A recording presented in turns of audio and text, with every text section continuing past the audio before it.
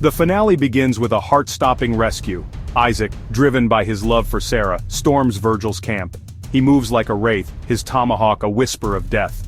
Virgil's men, caught unaware, are easy prey. Each swing of Isaac's axe is a testament to his vow to Sarah. No one would hurt her again. Only Lucas, Virgil's brother, is spared. Isaac sees a flicker of humanity in his eyes and lets him live. Meanwhile, Brigham Young, the prophet of the Latter-day Saints, makes a fateful purchase. Fort Bridger, a symbol of the wild frontier, is his. But Young has a peculiar plan. He wants it burned to the ground, a ruin that serves his own ambitious purposes. Jim Bridger, the fort's namesake and owner, agrees to the deal. As Isaac and Sarah flee towards the safety of Fort Bridger, a storm gathers on the horizon. The stage is set for a confrontation that will leave scars on the land and the souls of those who survive. The attack on the Shoshone village is swift and merciless. The Nauvoo Legion, a force of religious fervor and ruthless ambition, descends upon the unsuspecting villagers. Chaos reigns as gunfire erupts, shattering the peaceful serenity of the camp. The Shoshone, though caught off guard, fight back with the ferocity of cornered wolves. Amidst the maelstrom of battle, tragedy unfolds. Jacob, torn between his loyalty to the Shoshone and his love for Abish, makes a fatal mistake.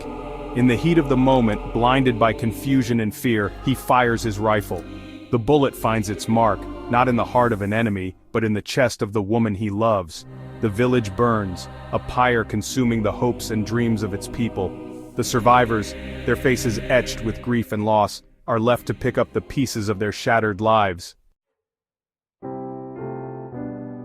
As the sun sets on the carnage, a sense of hollow victory hangs heavy in the air. The Nauvoo Legion has achieved its objective, silencing Abish and crushing the Shoshone resistance. But at what cost? The land itself seems to mourn, the silence broken only by the crackle of dying flames. At Fort Bridger, Brigham Young surveys his prize. The once bustling trading post is eerily deserted, its inhabitants scattered by the winds of war. Jim Bridger, his face a mask of sorrow and resignation, prepares to bid farewell to the place he called home for so many years. The flames of Fort Bridger serve as a beacon, a grim reminder of the price of progress and the enduring power of faith. The land remembers, even if men forget. Section 4. The Price of Mercy. Isaac, his heart heavy with the knowledge of the horrors unfolding around him, guides Sarah, Devon, and Two Moons through the wilderness. They are hunted, not only by the vengeful Lucas, but also by the specter of their own pasts. Lucas, twisted by grief and consumed by a need for revenge, catches up to them. He has become a mirror image of the man who murdered his brother, his humanity swallowed by the darkness. Isaac, ever the protector, faces Lucas in a final, desperate showdown. Their fight is a dance of death, a whirlwind of blades and fury. Isaac fights with the strength of 10 men, his love for Sarah fueling his every blow. Isaac falls, mortally wounded, his lifeblood seeping into the thirsty ground. Lucas, his vengeance complete, disappears into the wilderness, leaving behind a trail of broken bodies and shattered dreams. Section 5, Westward, towards the setting sun. In the aftermath of tragedy, there is a glimmer of hope. Sarah, Devon, and Two Moons bury Isaac under the vast, indifferent sky. His grave is a silent testament to the enduring power of love and sacrifice. With heavy hearts but unbroken spirits, they set out for California.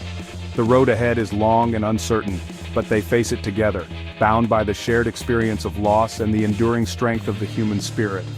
The American West, a land forged in fire and blood, offers no guarantees, but as they ride towards the setting sun, they carry with them the lessons they have learned, the importance of compassion, the enduring power of love, and the indomitable spirit that resides within us all.